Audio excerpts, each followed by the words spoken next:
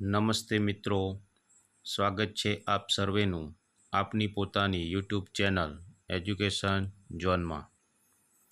આજે હું આપના માટે લઈને આવ્યો છું ધોરણ 7 વિષય સામાજિક વિજ્ઞાન એકમ 2 દિલ્હી સલ્તનત સ્વાધ્યાયનું સચોટ જવાબો સાથે સોલ્યુશન। તો ચાલો આપણે તેનો અભ્યાસ કરીએ। પ્રશ્ન નંબર 1, નીચે આપેલ વિકલ્પમાંથી સાચો વિકલ્પ શોધીને સાચો ઉત્તર લખો। 1. દિલ્હી સલ્તનતના ચેહલગાન ચારગાનની સ્થાપના કોણે કરી હતી? A. રજિયા સુલ્તાના, B. Qutubuddin ઐબક, C. Balban, D. ઇલ્તુત્મિશ। તો તેનો જવાબ છે D. ઇલ્તુમિશ। 2. દિલ્હી સલ્તનતના પ્રથમ મહિલા શાસક કોણ હતા? A. રજિયા સુલ્તાના, B. Noorjahan, C. અર્જમંદ Banu, D. મેહરુન્નિસા। તો તેનો જવાબ છે A. રજિયા સુલ્તાના।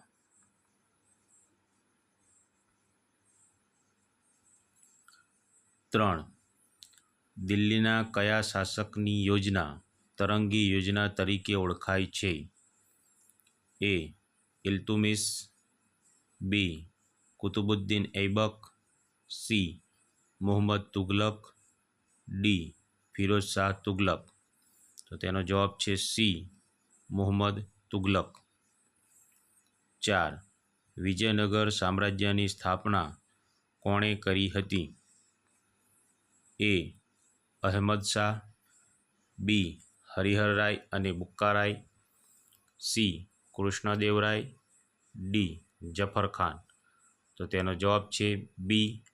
હરિહરરાય અને બુક્કારાય।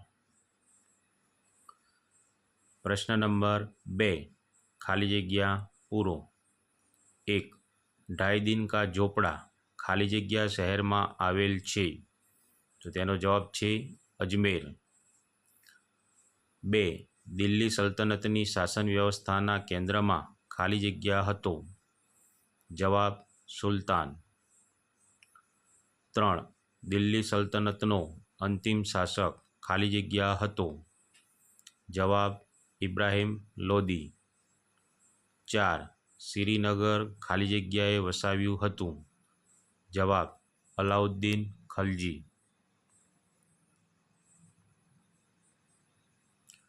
પ્રશ્ન નંબર 3, નીચેના પ્રશ્નોના 1-2 વાક્યમાં ઉત્તર લખો। 1. કુતુબ મિનાર ક્યાં આવેલ છે? તો કુતુબ મિનાર દિલ્હીમાં આવેલ છે। 2. પાણીપતનું પ્રથમ યુદ્ધ કોની વચ્ચે થયું હતું? જવાબ પાણીપતનું પ્રથમ યુદ્ધ ઇબ્રાહિમ લોદી અને બાબર વચ્ચે થયું હતું। 3. અલાઈ દરવાજાનું નિર્માણ કોના સમયમાં થયું હતું? જવાબ અલાઉદ્દીન ખલજીના સમયમાં અલાઈ દરવાજાનું નિર્માણ થયું હતું। 4. બહમની રાજ્યની સ્થાપના કોણે કરી હતી? જવાબ બહમની રાજ્યની સ્થાપના જફરખાને કરી હતી। વિદ્યાર્થી મિત્રો, તમને આ વિડીયો કેવો લાગ્યો તે કોમેન્ટ કરીને જરૂરથી જણાવજો। ચેનલને સબસ્ક્રાઈબ કરજો અને બાજુમાં આપેલ બેલ આઇકોનને દબાવજો, જેથી નવા વિડીયોની નોટિફિકેશન આપને મળી રહે। પ્રશ્ન નંબર 4, નીચેના પ્રશ્નોના ટૂંકમાં ઉત્તર લખો। 1. તુગલક સમયગાળા દરમિયાન દિલ્હીની આસપાસ કયા કયા શહેરો વસાવવામાં આવ્યા? જવાબ તુગલક વંશના શાસનના સમયગાળા દરમિયાન દિલ્હીની આસપાસ તુગલકાબાદ, ફિરોઝાબાદ, હિસ્સાર, જૌનપુર, ફિરોઝપુર, ફતેહાબાદ વગેરે શહેરો વસાવવામાં આવ્યા હતા। 2. સલ્તનત સમયના સ્થાપત્યોનું વર્ણન કરો। જવાબ 1. સુલતાન કુતુબુદ્દીન ઐબકે દિલ્હીમાં કુવત ઉલ ઇસ્લામ નામની મસ્જિદ બંધાવી હતી. 2. તેણે દિલ્હીમાં મશહૂર કુતુબ મિનાર નામના મિનારાના બાંધકામની શરૂઆત કરી હતી. તેના સમયમાં આ મિનારાનો એક જ માળ બાંધી શકાયો હતો. કુતુબુદ્દીનના અવસાન પછી તેના જમાઈ ઇલ્તુમિશે કુતુબ મિનારનું બાંધકામ પૂર્ણ કરાવ્યું હતું. 3.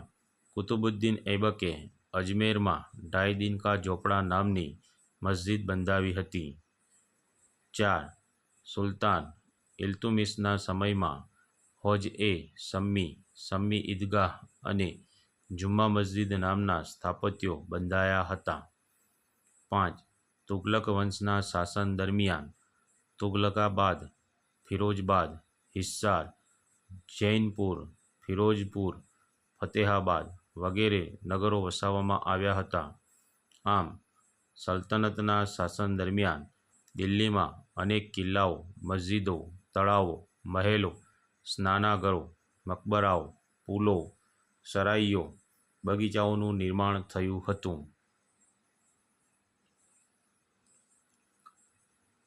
3. કૃષ્ણદેવરાય વિશે ટૂંકમાં માહિતી આપો.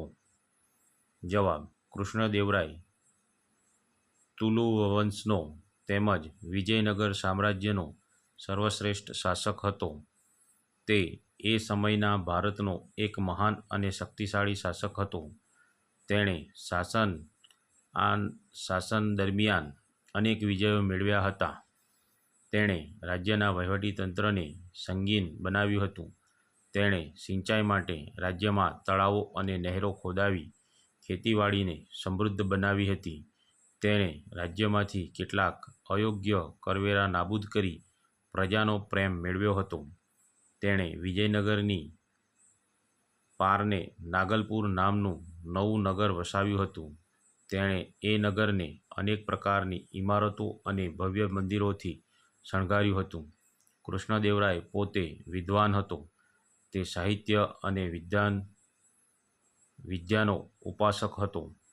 તે તેલુગુ અને સંસ્કૃત ભાષાનો લેખક હતો. તેણે આમુક્તમાલ્યદા નામનો ગ્રંથ લખ્યો હતો. તેણે અનેક કવિઓને રાજ્યાશ્રય આપ્યો હતો. કૃષ્ણદેવરાય રાજા ભોજની જેમ સાહિત્ય અને કલાને ઉત્તેજન આપ્યું હતું. તેથી તે આંધ્રના ભોજ તરીકે જાણીતા બન્યા હતા. આભાર સર્વ મિત્રોનો.